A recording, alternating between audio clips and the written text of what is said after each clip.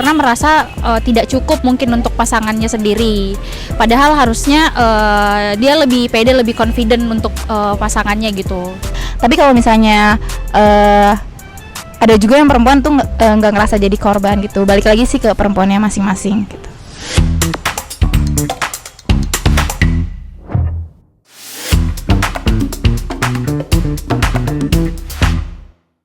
Waduh, cinta tanpa seks atau seks tanpa cinta?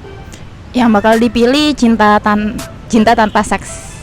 Karena agak aneh aja sih kalau misalnya ngelakuin berhubungan tapi tanpa cinta gitu. Harusnya cinta tanpa seks sih, saya lebih memilih. Saya memilih cinta tanpa seks. Kalau aku pribadi lebih memilih cinta tanpa seks. Iya, aku pribadi juga sama sih, cinta tanpa seks. Kalau saya sendiri, saya memilih cinta tanpa seks. Karena apa? Karena menurut saya lebih penting cinta daripada seks harusnya. Alasan pertama, karena kalau misalkan melakukan sebuah hal seks terutama ya, tanpa ada rasa cinta itu menurut aku kurang fair aja. Dan aku bisa jadi orang yang dirugikan di dalam hubungan tersebut. Aku juga sama sih, jawabannya juga sama kayak gitu.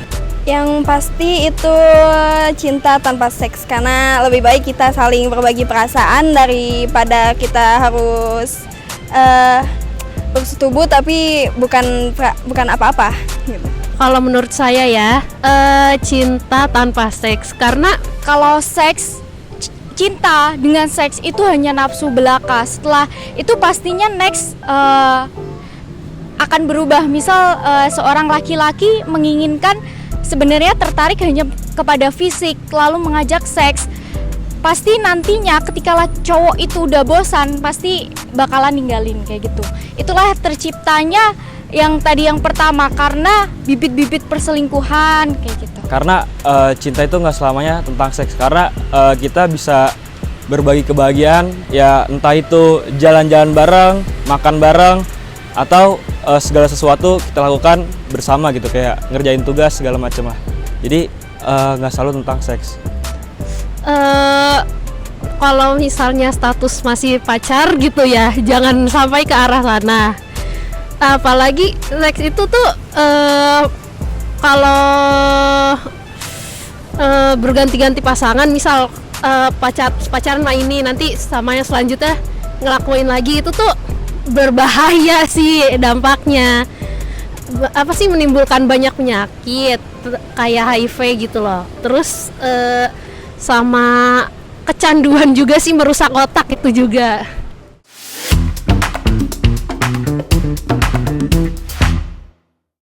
Enggak sih, enggak begitu setuju juga.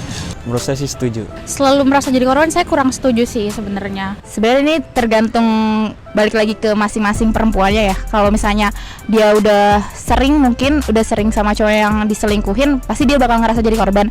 Tapi kalau misalnya ada juga yang perempuan tuh nggak ngerasa jadi korban gitu. Balik lagi sih ke perempuannya masing-masing.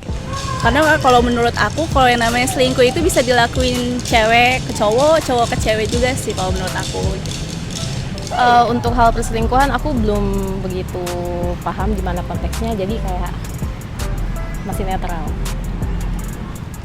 Kalau menurut saya tidak setuju bahwa perempuan itu mengaku dirinya yang sebagai korban, sedangkan dari perselingkuhan itu tercipta dari dalam dirinya sendiri. Misal kalaupun itu perempuan sebenarnya memiliki cikal bakal untuk berselingkuh, pasti dia juga salah gitu. Kita tidak sepenuhnya menyalahkan pihak pria gitu.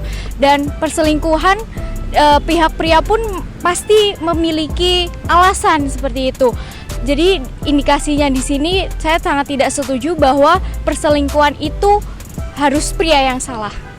Menurut saya itu harus kedua-duanya ya, maksudnya harus seimbang antara cowok dan cewek ya. Bisa salahnya cewek juga, bisa salahnya cowok juga, seperti itu. Kalau salahnya di cewek mungkin Kenapa dia merasa seperti jadi korban? Karena merasa tidak cukup mungkin untuk pasangannya sendiri. Padahal harusnya dia lebih pede, lebih confident untuk pasangannya gitu. Karena mungkin dari perlakuan si wanita dulu ya, selalu merugikan pria, dan akhirnya mungkin pria itu jenuh atau bosan dan mencari wanita yang lainnya. Kalau itu tergantung ya, kan yang selingkuh kadang bisa perempuan bisa laki-lakinya. Yang menjadi korban tuh harusnya yang diselingkuhi itu. Kalau misalnya si perempuan itu gimana ya, yang melakukan selingkuh, tetap aja dia yang salah, dan itu si korbannya si laki-lakinya, kalau menurut saya gitu. Karena biasanya kalau dominan ini yang selingkuh itu laki-laki, jadi kalau misalnya laki-lakinya nggak ngejawab perempuan lain, mungkin nggak bakal ada terjadi perselingkuhan.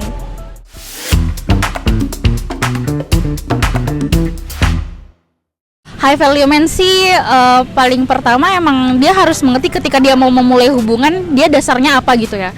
Kalau misalnya emang dia dasarnya cinta, berarti dia punya effort yang lebih. Emang dia udah siap untuk memberikan cintanya, itu berarti dia nggak hitung-hitungan sebenarnya dari segi secara emosional ataupun finansial. Tapi kalau misalnya finansial juga itu balik lagi ke antara duanya harus balance gitu.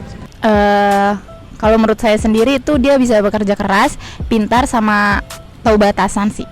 Kalau dari aku sendiri, high value man itu pertama dia yang bisa berkomitmen. Yang kedua dia konsisten dengan apa yang dia ucapkan dengan yang dia lakukan. Mempunyai prinsip, family man, dan dekat sama Tuhannya. Iya. Kalau aku pribadi sih yang pertama agama ya. Pertama agamanya harus bagus, akhlaknya juga bagus gitu. Terus juga dewasa dari segala-gala aspek gitu. Itu aja sih.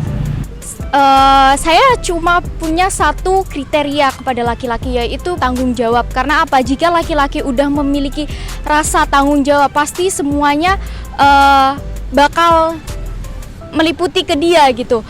Misal hal kecilnya aja tanggung jawab sama pendidikannya. Misal dia kuliahnya harus fokus, misal nanti ke belakangnya pasti dia orangnya nggak baik, ataupun kita bakalan disepelekan nantinya kayak gitu sih. Jadi tanggung jawab sangat penting. Menurut saya itu yang sudah bisa mencari uang sendiri, entah itu pekerja apapun itu. Yang penting dia udah bisa mendapatkan uang dari jerih payahnya sendiri. Menurut aku, laki-laki yang high value itu laki-laki yang